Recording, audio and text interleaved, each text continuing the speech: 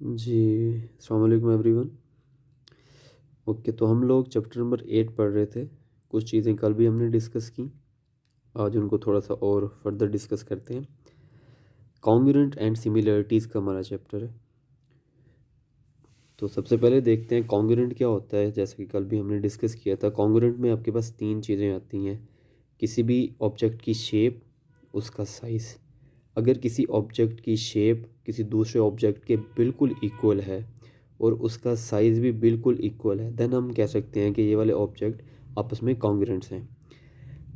अब अगर शेप की बात करें तो शेप में हमारे पास तीन चीज़ें आ सकते हैं। हो सकता है कि कुछ ऑब्जेक्ट्स आपस में साइज़ में कॉन्ग्रुएंट तो हों, लेकिन उनकी शेप चेंज हो। जैसे हमने सीज़र वाली एक एग्जांपल की थी कि सीज़र को रोटेट करके ए वाली फिग को बी वाली फिग के इक्वल लाया जाता है। जैसे कि अगर हम सिंपल ले लें, तो ये अगर दो हमारे पास शेप्स हैं, इसका साइज़ भी 1 सेंटीमीटर है, इसका भी 1 सेंटीमीटर है, लेकिन एक की शेप अपवर्ड है, एक की शेप हॉरिजॉन्टल है, तो हम इसको रोटेट करके इसके इक्वल अगर कर दें और देन इसको देखें एक दूसरे के ऊपर रख के और इनका साइज़ बिल्कुल एग्जैक्ट एक दूसरे के सेम आए, देन ये दोनों एक दूसरे के कॉन्ग्रुएंट होंगे।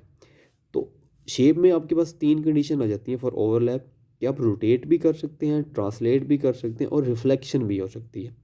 अगर ये तीनों पैरामीटर्स के बाद भी ऑब्जेक्ट की जो शेप है वो सेम रहती है और उसका साइज़ भी सेम रहता है, देन हम कह सकते हैं कि ये वाले ऑब्जेक्ट आपस में कॉन्ग्रुएंट है।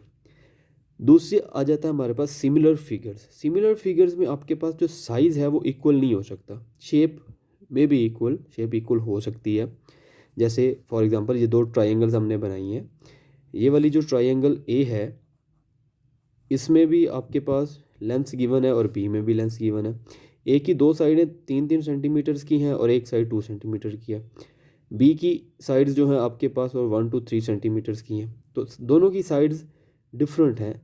तो हम ये कह सकते हैं कि इनकी शेप तो एक दूसरे के जैसी हो सकती है, लेकिन इनका साइज़ सेम नहीं है। तो फॉर सिमिलर ऑब्जेक्ट के लिए आपका ऑब्जेक्ट का जो साइज़ है वो सेम नहीं होता, शेप में भी सेम।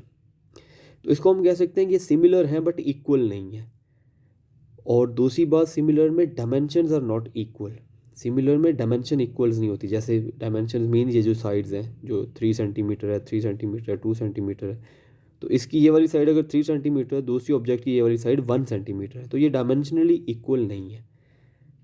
तो कॉन्ग्रुएंट वो चीज़ें होंगी जो एक दूसरे में बिल्कुल शेप और साइज़ में इक्वल होंगी, और सिमिलर चीज़ें वो होंगी जो साइज़ में एक दूसरे की इक्वल नहीं होंगी लेकिन शेप में भी इक्वल। तो फॉर कॉन्ग्रुएंट आपके पास जब कोई दो चीज़ें एक दूसरे के कॉन्ग्रुएंट हो जाती हैं, तो हम कह सकेंगे उनके क्रॉसपोंडिंग एंगल्स और उनकी क्रॉसपोंडिंग साइड्स एक दूसरे के इक्वल होंगी। क्रॉसपोंडिंग एंगल्स और साइड क्या होते हैं वो हम नेक्स्ट क्वेश्चन में डिस्कस करते हैं। तो हम यहाँ पर एक बात समझ लें कि कोई भी जो कॉन्ग्रुएंट फिगर है वो सिमिलर तो हो सकती है, लेकिन हर सिमिलर फिगर कॉन्ग्रुएंट नहीं होगी। हर कॉन्ग्रुएंट फिगर सिमिलर हो सकती है, लेकिन हर सिमिलर फिगर कॉन्ग्रुएंट नहीं होगी। तो ये एक बात इसमें आप नोट रखें। देन 8A के ऊपर आते हैं, क्वेश्चन नंबर 1 के ऊपर। क्वेश्चन नंबर 1 में आपको कुछ फिग्स गिवन है, मैंने 2-3 फिग यहाँ पर ड्रॉ की हैं। अगर हम फिग ए और एफ को देखें तो उनकी जो शेप है वो एक जैसी है बिल्कुल। इसमें कॉन्ग्रुएंसी अगर हमने चेक करनी है तो हम क्या करेंगे, अगर हम फिग ए के अकॉर्डिंग कोई एक पेपर का पीस काट लें और उसको उठा के फिग एफ के ऊपर रखें, तो देन अगर हम देखें तो वो बिल्कुल एक दूसरे के सेम आए, तो देन हम कह सकते हैं कि A is congruent to F. और एक बात यहाँ पर मैं बताता चलूँ कि ये जो 3 लाइन्स हैं, 3 लाइन्स मीन कॉन्ग्रुएंट्स। ये 3 lines are written for the congruency between two objects. तो अगर हम उन तमाम फिग्स में जो हमारे क्वेश्चन ए में गिवन है देखें, तो ए वाली फिग एफ के फिग के बिल्कुल इक्वल है, तो हम कह सकते हैं कि A fig is congruent to F fig. Then अगर आप बी को देखें तो बी वाली फिग आई वाली फिग के जैसी होगी, लेकिन यहाँ पर एक चीज़ नोट रखें कि बी की फिग को थोड़ा सा रोटेट करने से आप आई की फिग के इक्वल रख सकते हैं। इसकी सबसे एग्जांपल अच्छी यही है कि अगर हम किसी एक फिग का पेपर के पीस, उसका डिज़ाइन पेपर के पीस के ऊपर बना के उसको काट लें उतनी डायमेंशन का, और दूसरी फिग्स के ऊपर रखते जाएं, जिस फिग के साइज़ और डायमेंशन उस जैसी हो जाएगी देन वो दोनों फिग्स एक दूसरे के इक्वल होंगी और हम कहेंगे ये दोनों कॉन्ग्रुएंट है।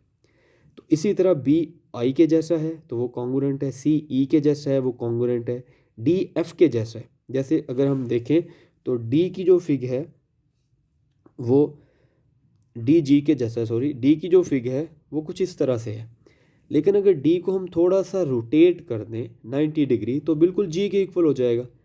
तो हमने ये पढ़ा कि कॉन्ग्रुएंस में रोटेशन हो सकती है, ऐसी फिग जिनको रोटेट करें और वो आपस में एक दूसरे के इक्वल आ जाए वो भी कॉन्ग्रुएंट होती हैं।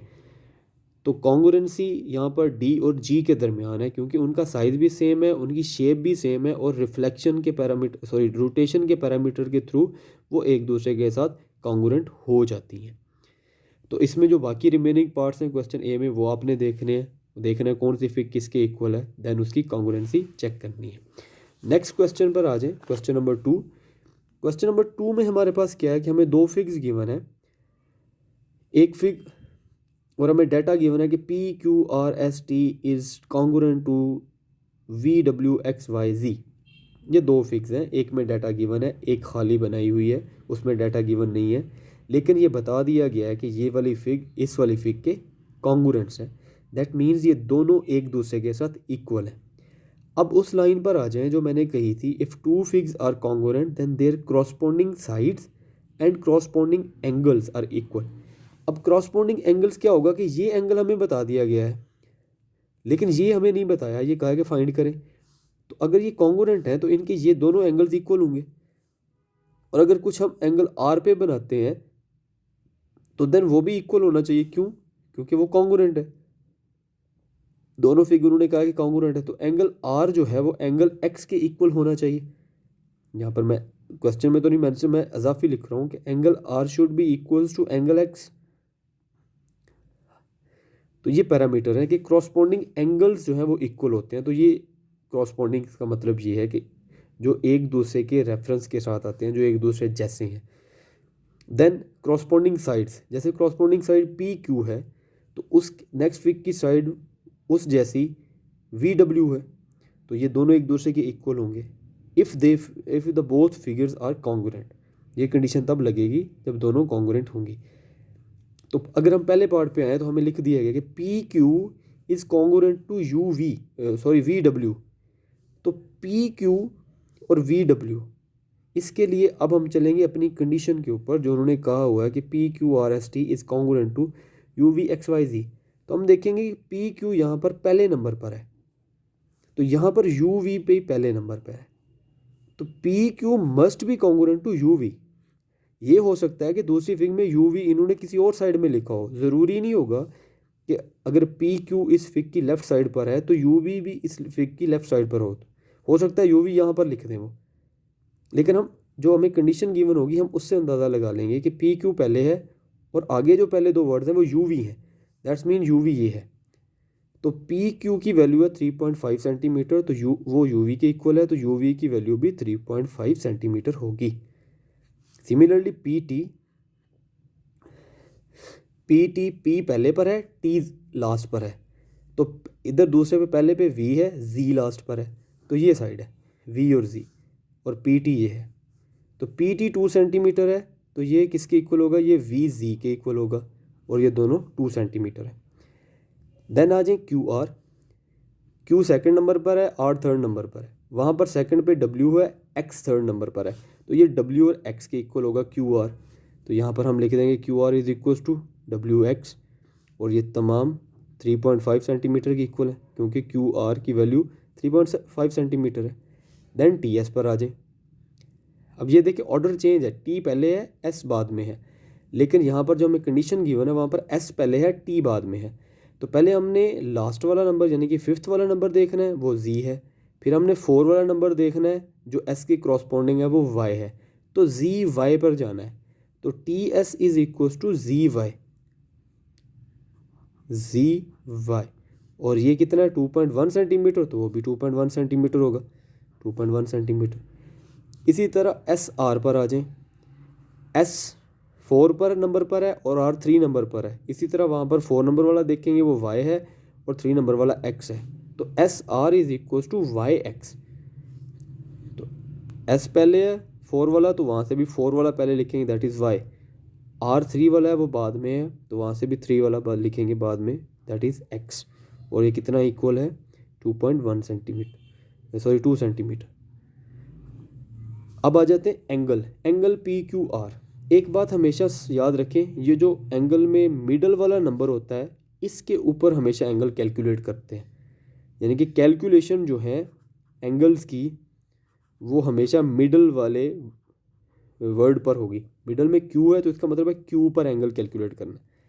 लेकिन हम फिर अपना मेथड वही यूज़ करेंगे कि हमें गिवन है PQR, पहले 3 वर्ड, इधर भी पहले 3 वर्ड देखेंगे, पहले 3 वर्ड है VWX। तो अगर हम यहाँ पर मिडल वाले में एंगल कैलकुलेट कर रहे हैं तो यहाँ पर भी मिडल वाले में एंगल कैलकुलेट करेंगे, विच इज़ W। यहाँ पर पहले 3 में मिडल वाला Q है, हमने दूसरे में भी पहले 3 ही देखने और उसमें मिडल वाला W है। तो अगर हम पहले में मिडल वाले Q पर एंगल कैलकुलेट कर रहे हैं तो दूसरे में भी मिडल वाले W पर एंगल कैलकुलेट करेंगे। तो इधर ये जो एंगल है ये 90 डिग्री का है, तो then it's should be equals to angle VWX and which is equals to 90 degree. तो ये हमारा क्वेश्चन सॉल्व हो जाएगा। आई होप आप लोगों को समझ आ गई होगी। और क्वेश्चन 2 में जो रिमेनिंग फिग्स हैं और पार्ट्स हैं वो आप लोगों ने सॉल्व करने हैं। तो अगर मेरे पास वैसे आई थिंक बुक नहीं है, लेकिन अगर उसमें रिमेनिंग पार्ट्स नहीं है तो कोई से भी एक दो फिग्स बना लें अपनी मर्ज़ी से और उसको सॉल्व करें, या मैं आपको 1-2 फिग्स और बना के भेज देता हूँ, उसको सॉल्व करने की कोशिश करें। Thank you.